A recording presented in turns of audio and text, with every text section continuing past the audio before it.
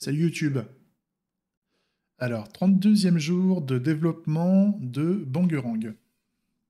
Donc, je rappelle, hein, Bangerang, c'est un logiciel que je suis en train de développer de démocratie directe, où on peut créer des revendications, on peut en rechercher, on peut revendiquer dessus.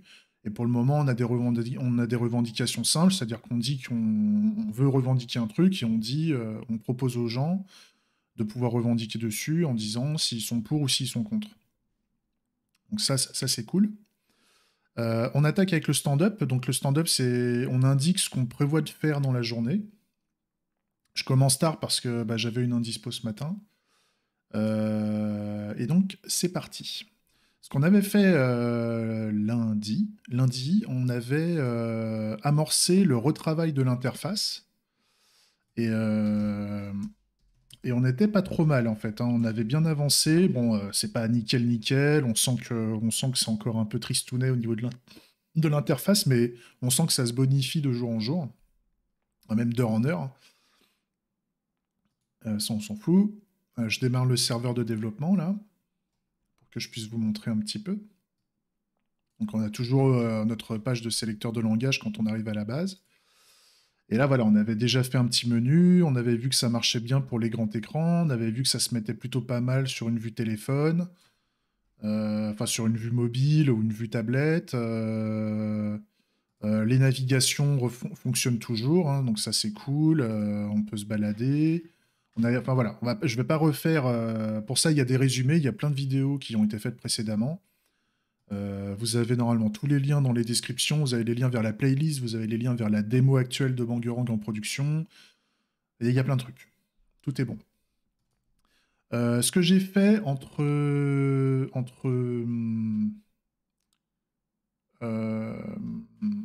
lundi et aujourd'hui, je me suis rendu compte à un moment là en soirée que au niveau du Bangerang de production, qui, je rappelle, est hébergé sur Vercel, hein, donc Vercel, c'est un hébergeur qui fournit des capacités de fonctionnement d'une application en serverless, hein. Donc ça s'appuie sur les lambdas chez Amazon. D'un point de vue technique, hein, grosso modo, il n'y a pas de serveur qui est tout le temps actif.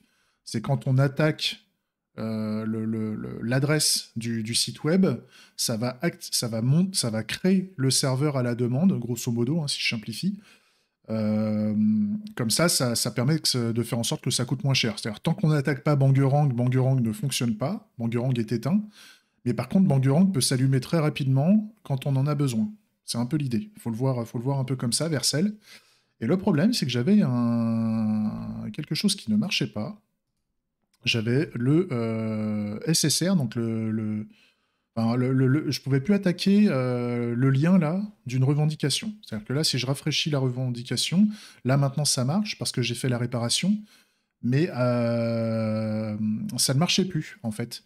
Ça ne marche plus parce qu'en fait, je me suis rendu compte que le SSR tel que je le veux pour récupérer toute l'information de Bangerang, quand je veux pointer sur une revendication, en fait, le SSR ne fonctionnait plus et faisait planter l'appel API, en fait. Enfin, l'appel web pour récupérer la page web ne marchait plus. Donc ça, c'était vraiment chiant. C'était vraiment chiant, là, ce qui fait que, par exemple, là, si je fais un test sur... bah, si je prends cette page web, là, par exemple, euh, je vais dire des trucs qui n'ont rien à voir avec la choucroute. Tac. Si je mets l'adresse web là, pour vous montrer un peu le code que ça renvoie, on voit que là maintenant j'ai plus le SSR, c'est-à-dire j'ai que le body qui n'a rien dedans en fait. Il y a rien. On va dire c'est le code HTML de base avec le lien qui nous fournit le script qui va bien de Bangerang, hein. Grosso modo, le script il se trouve t'es où? On a le manifest JSON, on a je sais plus quoi. C'était où que je viens récupérer le script? Je le trouve plus. Ouais, ça doit être là-dedans en fait. Ouais, voilà, il y a le script Sapper là, ici. Voilà. Ça doit être là-dedans, c'est là-dedans qu'on va récupérer le script de l'application. Et le problème, c'est que là, voilà, le SSR ne fonctionne plus. Et le problème, c'est que ça marche sur mon environnement de build en local, c'est-à-dire que je n'utilise pas Vercel, le serveur il reste monté, et là le SSR fonctionne, alors que sur Sapper ça marche, sur Vercel ça marche pas. quand j'ai testé de faire le vrai SSR. Donc ça m'emmerde. Donc c'est con, le SSR ne fonctionne plus. Tant pis. Et je crois qu'il a jamais fonctionné. Je ne l'ai pas testé en faisant ça pour vérifier le code HTML, mais je crois qu'il a jamais fonctionné avant, en fait. Depuis que j'ai poussé sur Vercel. Donc j'essaie de me renseigner auprès de la communauté, mais bon, c'est pas pour le moment, j'ai pas trop de retours.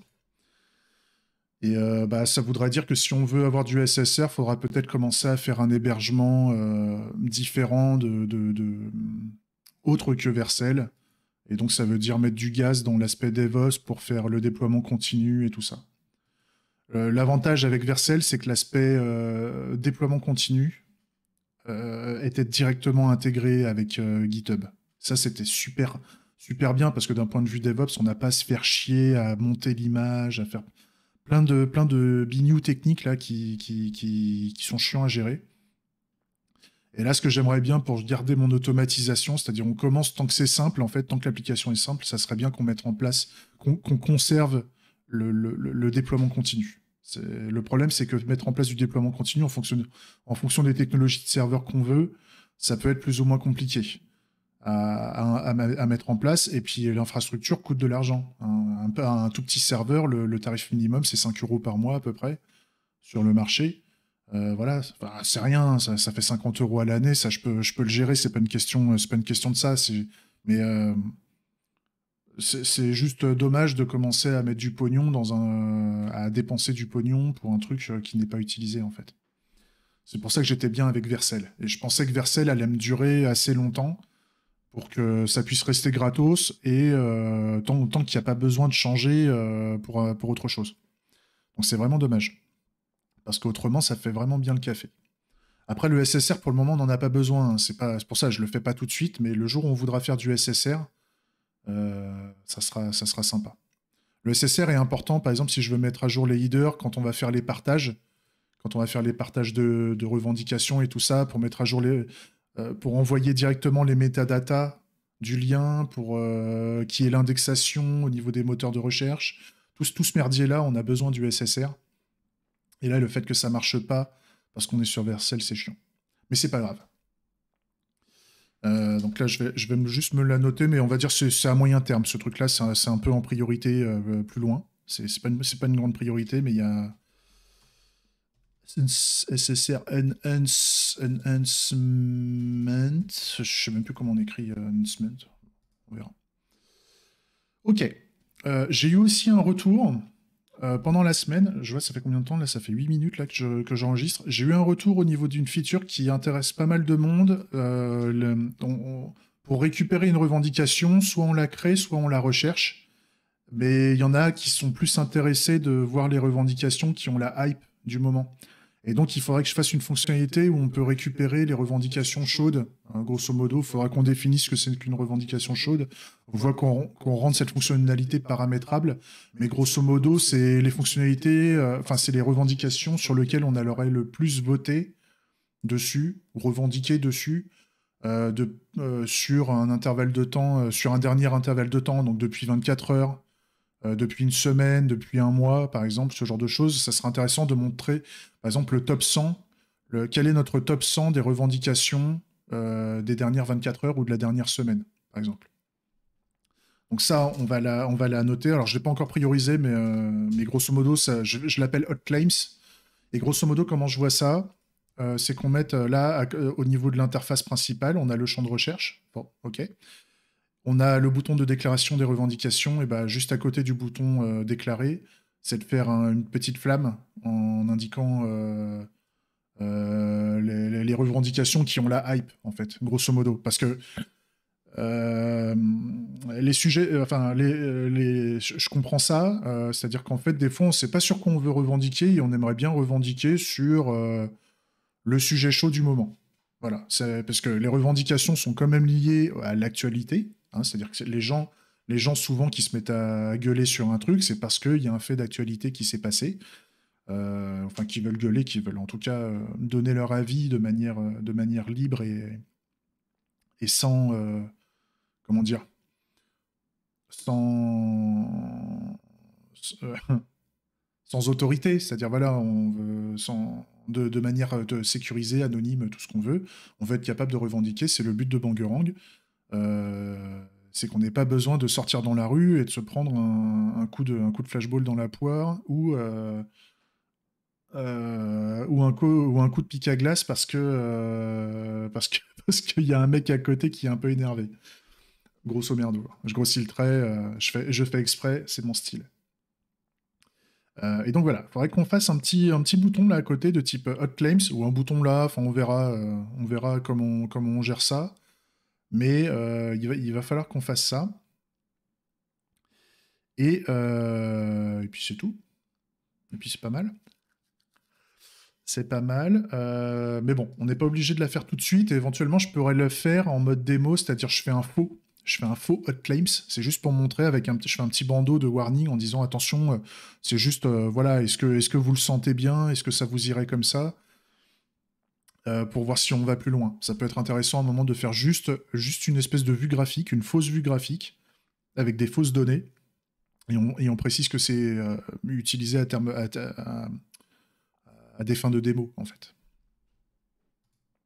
Mais il y a les propositions multiples qui m'intéressent et le fait de se déconnecter qui serait de se déconnecter et de se désenregistrer qui serait intéressant.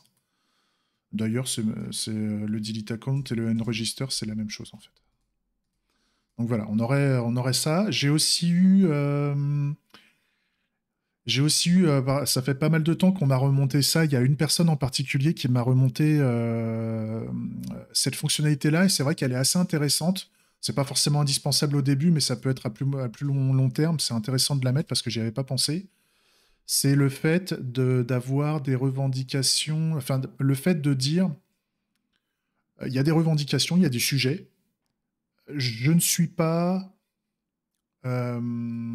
compétent.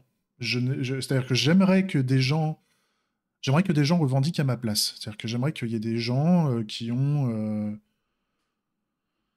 des connaissances ou des choses comme ça, ou des responsabilités, qui veulent prendre la responsabilité de voter de revendiquer à notre place. Et on veut, grosso modo, donner procuration à cette personne. Donc, ça sera assez intéressant de réfléchir à ça et de se dire comment fonctionnerait la fonctionnalité de procuration. Et procuration en anglais, je ne sais plus comment ça se dit. Procuration anglais. Ah bah c'est proxy. Ok, donc c'est proxy user. Proxy claim. Proxy claim, je sais pas comment on va appeler ça.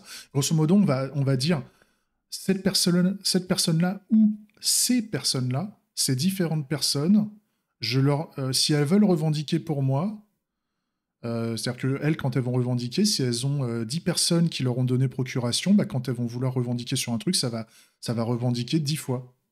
Et ça va appliquer, c'est-à-dire que ça va rechercher si les personnes ont déjà revendiqué sur le sujet, et éventuellement ça les fait changer d'avis. C'est-à-dire que le vote, enfin, l'acte de revendiquer appartient toujours à la personne qui s'est inscrit. Mais c'est juste qu'en fait, ça fait du claim as, en fait. C'est du claim as, c'est une espèce de personnification de l'acte de revendiquer pour dire que je vote à la place de quelqu'un. Et donc, la personne précédemment, ce quelqu'un-là, il a donné accord pour que l'autre personne puisse revendiquer. Voilà. Il y a un délire. Il y a un délire là-dessus, c'est assez intéressant.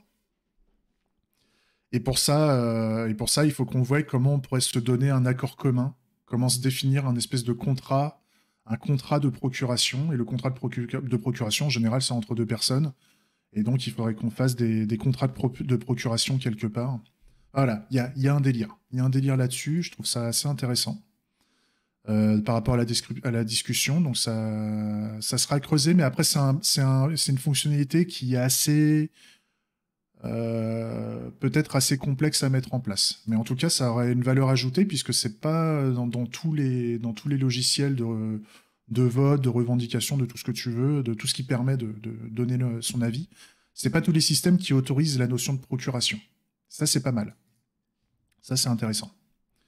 Parce qu'il y en a, on sait très bien, par exemple, si on fait confiance à des législateurs, Par exemple, si on pourrait donner procuration à des hommes politiques dont c'est le métier de faire de la politique, c'est leur métier d'établir les lois, donc c'est leur métier de voter, grosso modo, ou des choses comme ça, de prendre des décisions. Et donc, bah, si on est satisfait des choix qui a une certaine personne qui a une capacité on va dire, à donner son avis, en tout cas à vouloir revendiquer un truc, eh ben on peut lui dire, bah vas-y, je te donne ma voix. Et les trucs que tu veux revendiquer et les trucs que tu revendiqueras, bah tu revendiqueras avec mes voix. Après, par rapport aux discussions que j'ai eues avec cette personne-là sur l'aspect procuration, il va falloir qu'on pense aussi à dire que bah, si jamais je suis plus d'accord avec cette personne-là, je suis toujours maître de mes revendications, c'est-à-dire des choses que j'ai revendiquées moi. Et donc, bah, si on n'est plus d'accord, on peut toujours changer d'avis. C'est-à-dire si quelqu'un a dit à ma place, j'aime le pâté, et qu'en fait, j'aime pas le pâté, je me rends compte que le mec a dit qu'il était pour, et ben, je peux toujours être prioritaire en termes de choix et dire que je suis contre. Donc, il y a un délire là-dessus. Il y a un délire à faire, ça va augmenter la complexité du système, mais ça peut être un vrai différenciant par rapport au logiciel de vote que tu peux avoir sur le marché. Mais il faut savoir le gérer. Il faut savoir le gérer, il faut s'assurer que les règles sont bien établies.